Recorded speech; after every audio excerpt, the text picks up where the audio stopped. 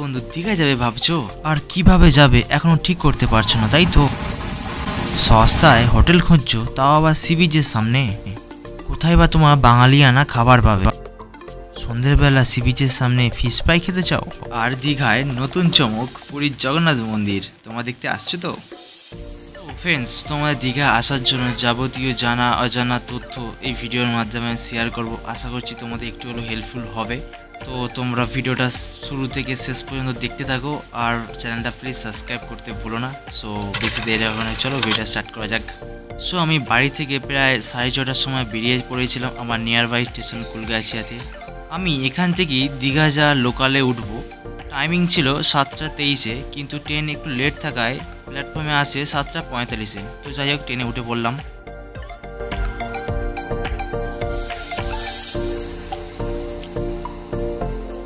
আর তোমাদেরকে আলাপ করে দিই আমাদের এই গ্রুপ মেম্বার্সদের সাথে। সো আমরা এই 5 জনই দীঘা যাব।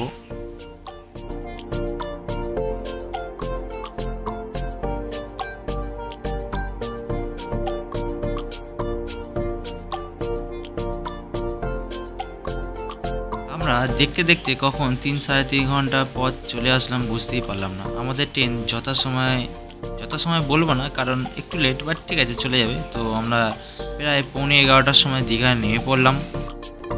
আমরা ফাইনালি চলে আসলাম দীঘাতে। সো তোমাদেরকে এবার স্টেশন থেকেই যে পুরীর জগন্নাথ মন্দির নতুন করে দীঘায় নির্মাণ হচ্ছে, তো সেটাই তোমাকে দেখালাম।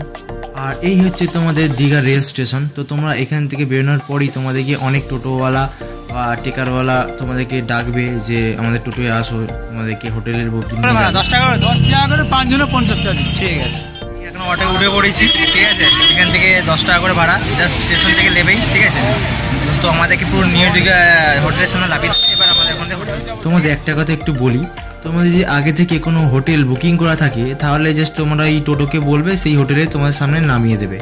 আর যদি তোমরা আগে থেকে হোটেল বুকিং করে না আসো তাহলে ওনারাই তোমাদেরকে বলবে যে চলো আমরা হোটেল ঘুরিয়ে ঘুরিয়ে দেখাচ্ছি, তোমাদের যেটা পছন্দ হবে তোমরা সেটাই নেবে। আর যদি তোমরা ওই টোটোওয়ালাদের কথা শুনে যদি তোমরা ওনাদের সাথে হোটেল খুঁজতে যাও বা হোটেলের সাথে কথা বলতে যাও, তো যে হোটেলটার প্রাইস 1000 টাকা, তো সেটাই তোমাকে 1200-1300 টাকা বলবে, কারণ ওরা আগে থেকে ওই টোটোওয়ালার সাথে হোটেলদের একটা চুক্তি করা থাকে। তো তোমরা কখনই টোটোওয়ালাদের সাথে কোনো রুমে বা কোনো হোটেলে গিয়ে কথা বলতে যেও না। সব থেকে ভালো হবে তোমরা টোটো থেকে নেমে নিজেরাই নিজেদের মতো করে হোটেল খোঁজো। তাহলে কি হবে, তাহলে তোমাদের এক্সট্রা চার্জটা দিতে হবে না। তো আমরাও 3-4টে হোটেল দেখার পর আমরা এই হোটেলে গিয়ে উঠেছিলাম। তো আমরা এখানে একটি ডবল বেডের একটি রুম নিয়েছিলাম, যার ভাড়া নাও 750 টাকা, মানে খুবই কম প্রাইসের মধ্যে পেয়েছিলাম। আর রুমটার কোনো ভিডিও করতে পারিনি, তার জন্য সরি। তো তাই ছবি দিয়েই তোমাদেরকে একটু বুঝিয়ে দিলাম যে হোটেলটা কীরকম হতে পারে। তো এটাই আমাদের ব্যালকনিতে সি ভিউ। প্রায় 4 ঘন্টা ট্রেনে জার্নি করার পর আমাদের প্রত্যেকজনের শরীর অনেকটা টায়ার্ড ছিল। তো তাই আমরা রুমে একটু রেস্ট করে নিলাম, আর আমরা একটু বাইরে ব্যালকনিতে সুন্দর সি ভিউ দেখছিলাম। তো তারপর আমরা চলে গেলাম দুপুরে লাঞ্চ করার জন্য একটি রেস্টুরেন্টে। তো এখানে সমস্ত বাঙালির মেনু তোমরা পেয়ে যাবে। তো এখানে ভেজ থালি শুরু হচ্ছে 60 টাকা থেকে। তো আমরা ভেজ থালির সাথে সাথে আমরা একটি করে মাছ নিই, রুই মাছ নিই, তো যার প্রাইস ছিল 30 টাকা। তো মাছ ভাত মিলিয়ে ওই 90 টাকার মতো। আর যদি তোমরা এক্সট্রা করে ভাত নিতে চাও তো তাহলে তোমাকে এক্সট্রা 10 টাকা দিতে হবে। তো আমাদের মোটামুটি 90-100 টাকার মধ্যে দুপুরে লাঞ্চটা কমপ্লিট হয়ে গেল। আমরা একটু রেস্ট নিয়ে চলে গেলাম সমুদ্রে চানের উদ্দেশ্যে। তো আমাদের আসার আগে অলরেডি অনেক মানুষ সমুদ্রে নেমে পড়েছে। তো চলুন বন্ধুরা একটু যাওয়া যাক সমুদ্রের জলে।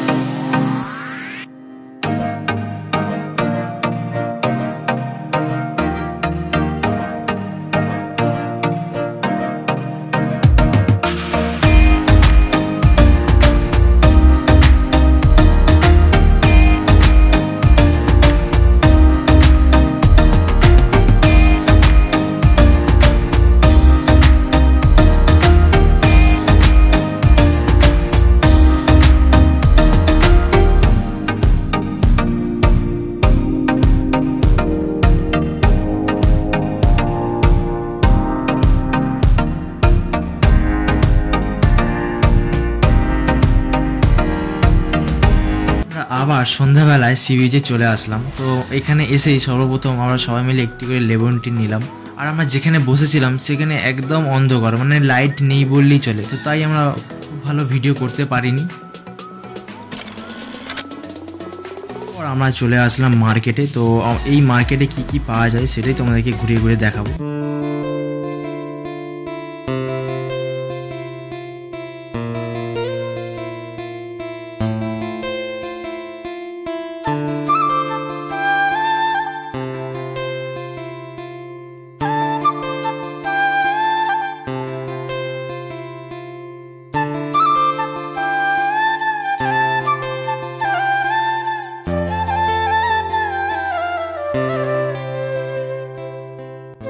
গোটা মার্কেটটা ঘোরার পর এবার আমরা চলে আসলাম একটি সিফুড দোকানে, মানে মাছের দোকানে। তো আমরা এখান থেকে এবার সমুদ্রের টাটকা মাছ খাবো।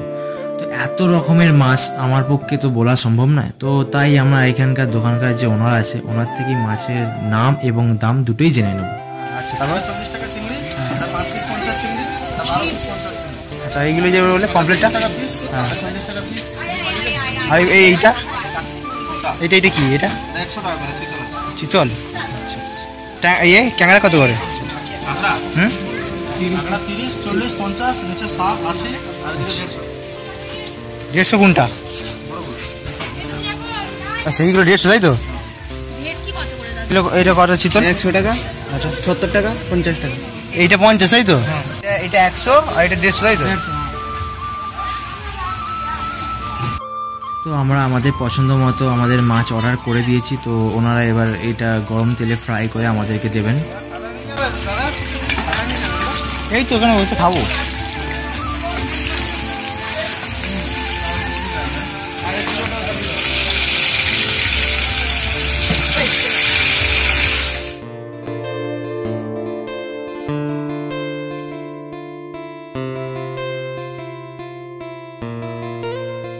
আমরা একটা কাঁকড়া অর্ডার দিয়েছিলাম, তো এটা ভাজতে ওনারা ভুলে গেছিলেন, তো তাই আমাদেরকে আবার লাস্টে এটা ভেজে দিলেন।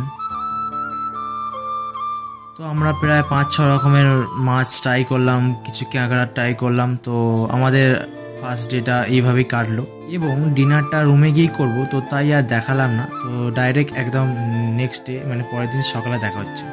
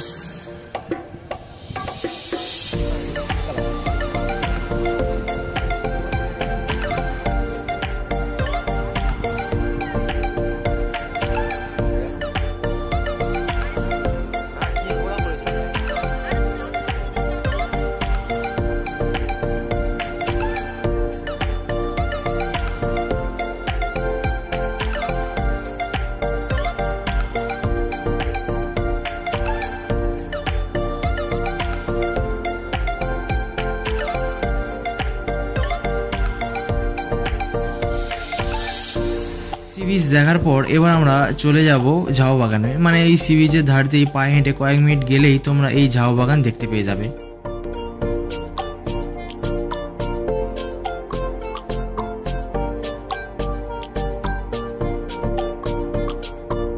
এখানে আসলে তোমরা ফটো, ভিডিও, রিলস করতে ভুলো না, ঠিক আছে?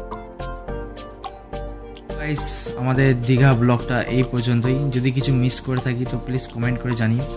আর আমার ভিডিওর মাধ্যমে যদি তোমাদের একটু হেল্পফুল হয় তো প্লিজ চ্যানেলটা সাবস্ক্রাইব করতে ভুলো না।